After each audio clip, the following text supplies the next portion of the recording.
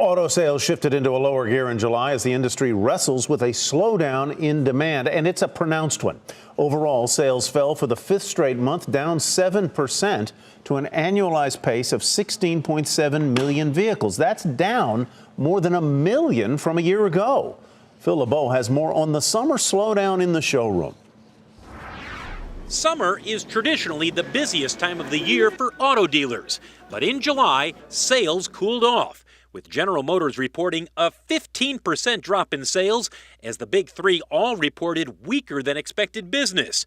Toyota bucked the trend with positive sales, fueled in part by solid demand for its crossovers and SUVs. But in general, dealers are taking longer than ever to sell new vehicles. In fact, Edmunds.com says it took an average of more than 2.5 months to sell a car or a truck once it got to the dealership, the slowest turnover rate since 2009. What's hurting business?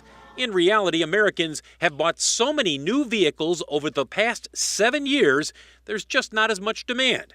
Meanwhile, there's a glut of cars coming off lease that are driving down used car prices, especially on 3- and 4-year-old models that have relatively low mileage and are still in pretty good shape.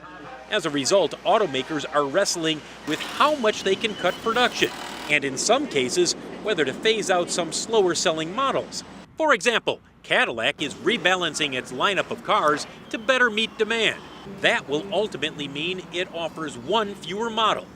There is one thing that's helping automakers ride out this slowdown in sales. It's the fact that trucks, SUVs, and crossovers are still relatively strong, and those are the most profitable vehicles in the dealership. Phil LeBeau, Nightly Business Report, Chicago.